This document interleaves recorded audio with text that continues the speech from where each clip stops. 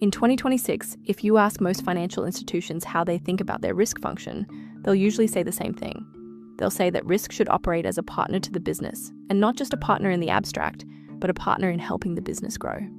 There's a fairly broad understanding now that risk isn't supposed to exist simply to stop things from happening. The idea is that risk should help shape decisions, help organizations navigate uncertainty, think through difficult trade-offs, and ultimately move forward in a way that allows the business to grow while still remaining resilient. That's the intention anyway, because when you look at how risk is often perceived inside large financial institutions, the picture can look quite different.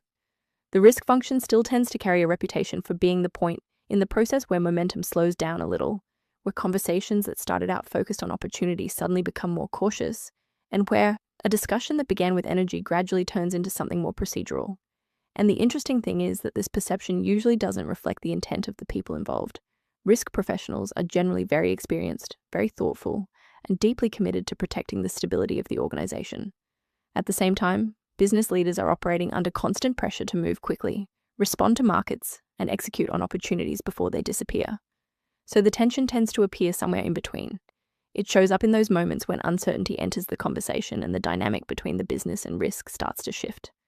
And when you look closely at those moments, what you often find is that the difference between a risk function that feels like a barrier and one that feels like a genuine partner often comes down to capability.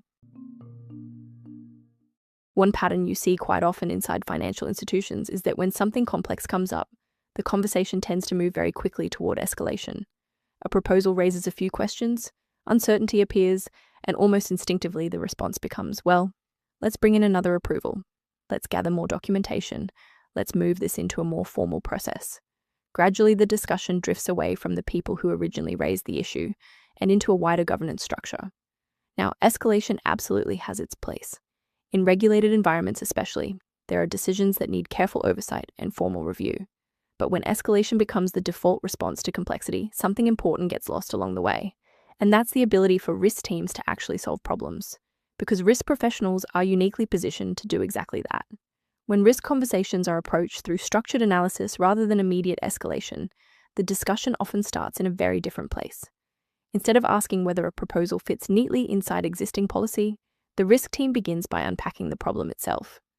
They look at the assumptions behind the proposal, they explore where the real exposures might sit, and they ask whether the underlying objective could still be achieved in a slightly different way that remains within the organization's risk appetite. When conversations are framed like that, the dynamic between risk and the business begins to shift quite noticeably.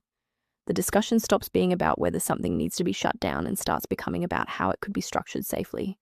A simple example might help illustrate that. Imagine a business unit proposing a new lending structure for a client entering a market the bank hasn't really operated in before.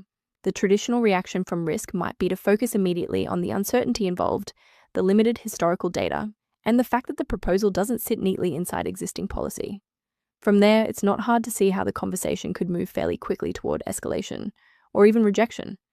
A structured problem-solving approach looks different.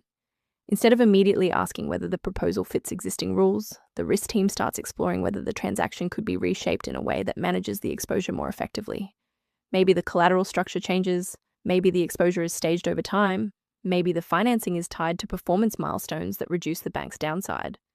The opportunity itself isn't rejected outright, it's redesigned. And that's where risk starts to move from being perceived as a blocker to becoming something much more valuable. A partner in figuring out how the business can move forward safely. Closely connected to structured problem solving is something else that really matters in modern risk functions, and that's critical thinking.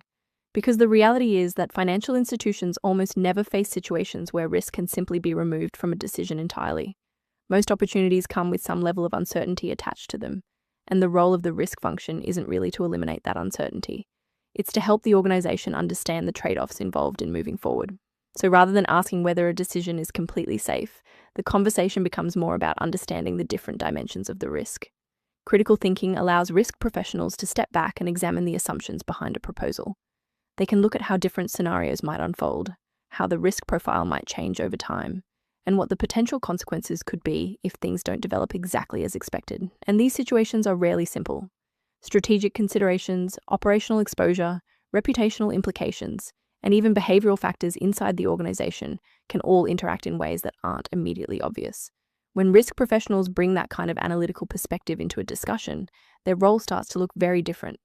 Instead of appearing to control the conversation, they begin to contribute insight that helps the business think more clearly about the decision it's about to make. A good example might be a bank considering whether to expand into a new digital payments segment.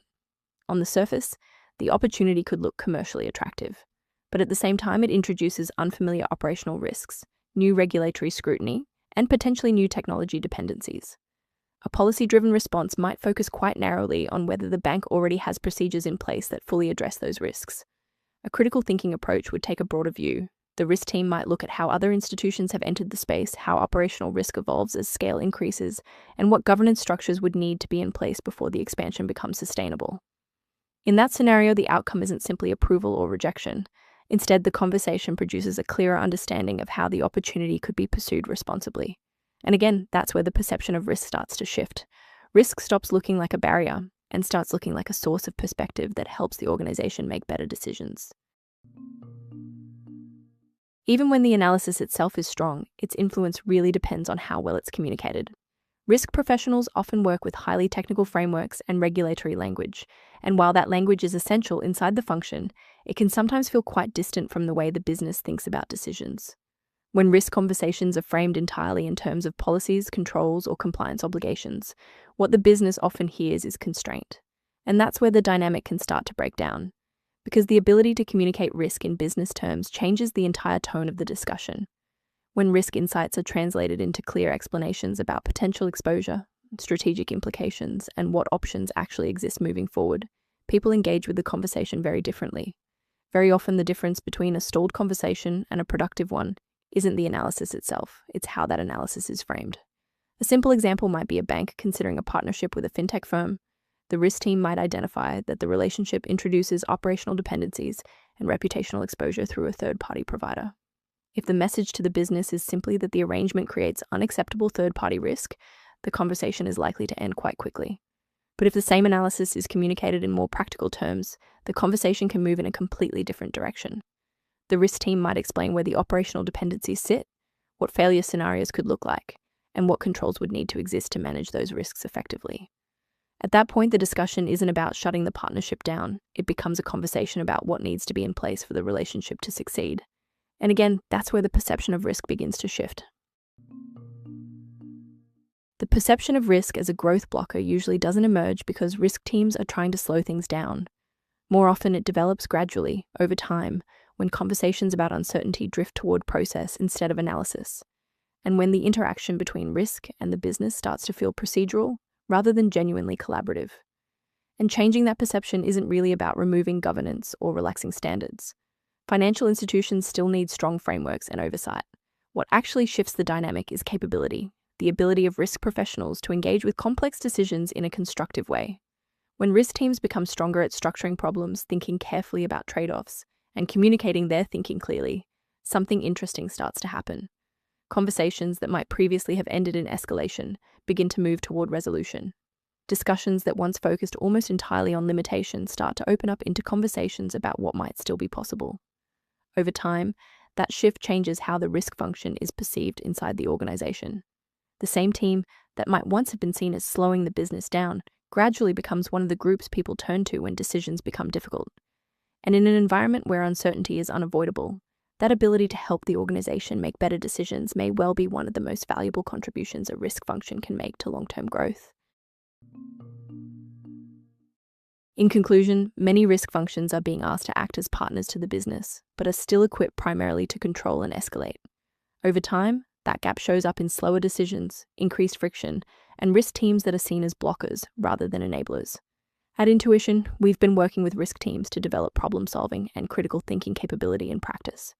In business, since 1985, we work with the world's largest financial institutions as their trusted learning partner. Visit intuition.com to learn more.